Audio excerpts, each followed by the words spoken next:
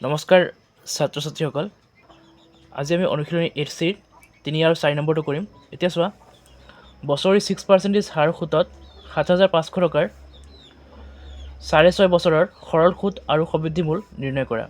ইয়াত সুতৰ হাৰ দিয়া আছে 6%, তাৰমানে R হ'ব 6%, আৰু মূলধন দিয়া আছে ৭,৫০০ টকা, P হ'ব ৭,৫০০ টকা, আৰু সময় T দিয়া আছে ৬.৫ বছৰ।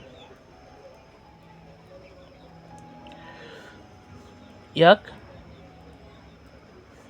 ভাঙিলে হ'ব 2, 6 × 12 = 13, 13/2 বছৰ। এতিয়া আমি ইয়াৰ পৰা সৰল সুত ওলাব লাগিব। সৰল সুত ওলোৱা সূত্ৰ হৈছে SI = PRT/100। ইয়াত P ৰ মান দিয়া আছে ৭,৫০০, R ৰ মান দিয়া আছে 6, আৰু T ৰ মান হ'ব 13/2, আৰু তলত হ'ব 100। 100 দুটা জিৰ'ৰে ওপৰৰ জিৰ' দুটা কাটি দিবা। 2 6 কাটিলে থাকিব 3। এতিয়া 75 3 গুণ কিমান হয়? 225। 225ৰ লগত 13 পূৰণ কৰা, 2, 2925। ইয়াত হ'ব 2925 টকা। সৰল সুত হ'ব 2,925 টকা। আৰু এতিয়া আমি সবৃদ্ধি মূল ওলাব লাগিব। P + SI। P আছে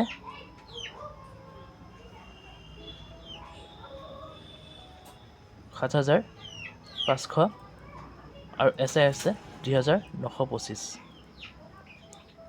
এই দুটা যোগ কৰিলে হ'ব ৭,৫০০ লগত 2,925 যোগ কৰিলে হ'ব 5, 2, 9, 5, 14, 4, আৰু 7, 2, 9, 1, 10, 10425। 10425 সমৃদ্ধি মূল হ'ব 10,425 টকা। এতিয়া চোৱা 4 নম্বৰ। বছৰি 10% হাৰ সুতত 4,600 টকাৰ 146 দিনৰ পিছত সুতে মূলে কিমান হ'বগৈ? সুতে মূলে বুলি ক'লে ইয়াৰ আমি সবৃদ্ধি মূল ওলাব লাগিব। তো ইয়াত R হ'ব 10%, আৰু মূলধন P হ'ব 4,600 টকা, আৰু ইয়াৰ সময় দিয়া আছে 146 দিন। তো এবছৰত আমি 365 দিন ধৰোঁ। তো ইয়াক যদি বছৰত ওলাব লাগে তো আমি লিখিব লাগিব 365 ওপৰত হ'ব 146 দিন।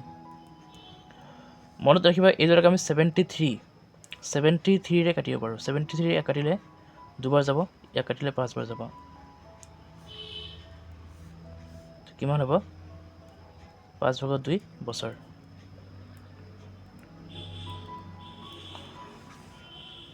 তো আমি ইয়াৰ প্ৰথমে সৰল সুত ওলাব লাগিব। তো SI হ'ব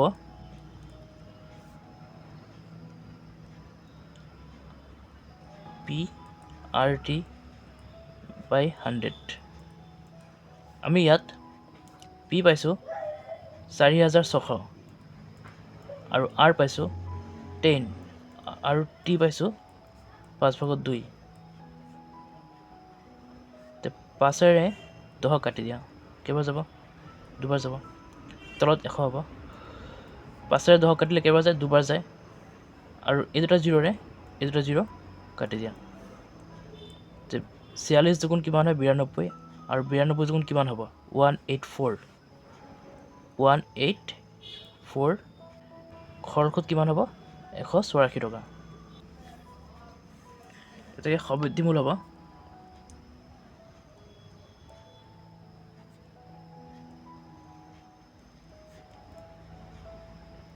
P plus S I. P কিমান আছে 4600 আৰু এছ আই কিমান আছে 184। যোগ কৰি দিয়া, যোগ কৰি দিলে হ'ব 4784 টকা।